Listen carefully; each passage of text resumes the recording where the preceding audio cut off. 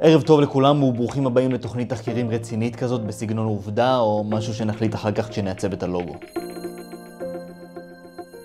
היום איתנו בתוכנית מר תום טראגר, אדם אשר בגבורה החליט לבוא ולהיפתח ולדבר על ההתמכרות הקשה שהרסה את חייו כליל. מר טראגר, תודה שהגעת. תודה שאתם מארחים אותי. בוא, ספר לנו קצת על ההתמכרות שלך. מתי היא התחילה? תראה, זה לא נושא שקל לי לדבר עליו. כמובן.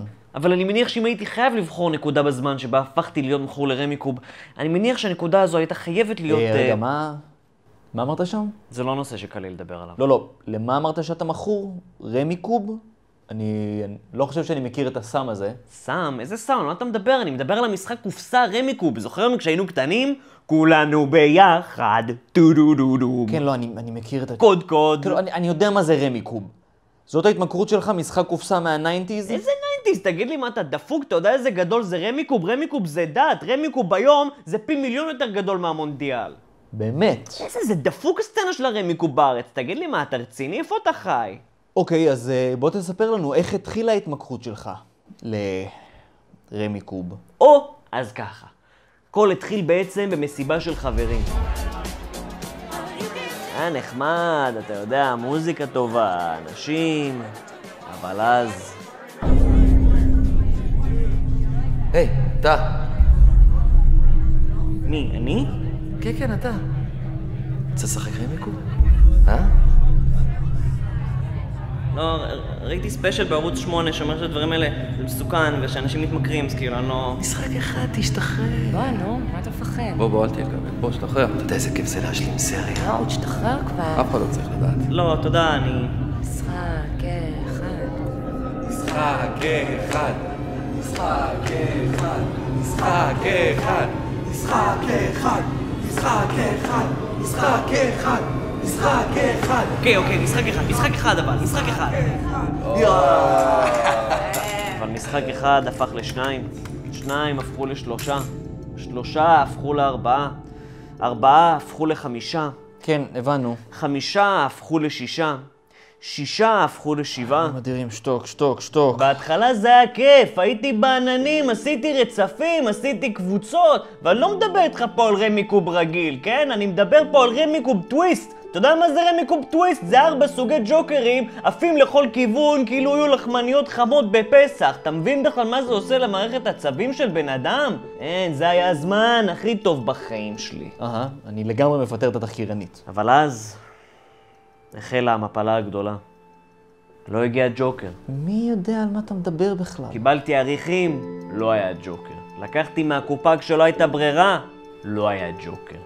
שיחקתי שעות על גבי שעות, ימים על גבי ימים, שנים על גבי שנים, ומה? לא היה ג'וקר. לא היה ג'וקר. אני שונא אותך. בעקבות יובש הג'וקר הגדול איבדתי את השפיות שלי. הג'וקר התחיל להופיע בסיוטים שלי.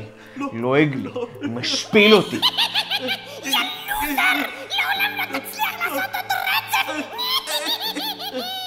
איך יש לנו מצלמה לתוך הסיוטים שלו? הפסדתי משחק אחרי משחק אחרי משחק. בסוף מצאתי את עצמי ברחוב, הומלס. למה שתהיה הומלס כי הפסדת ברמיקוב? אתה שם לב כמה מטומטם מה שאתה אומר, כן? חננתי מול אנשים ברחוב כמו כלב. בבקשה, אנשים טובים, צריך ג'וקר כפול להשלים סריה, אני מתחנן. גברתי, יש לך ג'וקר כפול, אני חייב להשלים סריה. אני מצטערת, יש לי רק ג'וקר מחליף צבע. אפשר להפסיק לחתוך לשוטים שתומכים בשטויות שהוא אומר? הרגע הכי שפל בחיים שלי היה כשקניתי ג'וקרים מזויפים בדארקנט ושתלתי אותם במשחקים. בסוף עלו עליי, נכנסתי לכלא ל-50 שנה. כן, נכנסת לכלא ל-50 שנה, למרות שאתה מקסימום בן 30, כי רימית ברמיקוב.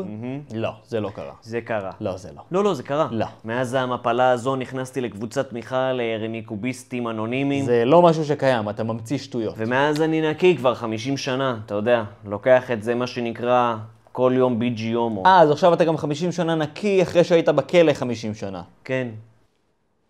זה קרה. לא, זה לא. הצטרפו אלינו בפעם הבאה כשנראיין מישהו עם בעיה אמיתית. מקווים שנהנתם, זאת הייתה... רגע, הלו, מה אתה מסיים? חכה, עוד לא סיפרתי לך על ההתמכרות הקשה שלי לסמים. מה? למה לא סיפרת על זה לפני? אוקיי, אז מר טראגר, בוא ספר לנו בעצם. לאיזה סוגי סמים היית מכור? לא זה, התכוונתי למשחק הקופסה המפורסם, סמים. משחק הקופסה בו כל אחד שם קלף ומי שיוצא לו הכי גבוה מפסיד. אוקיי.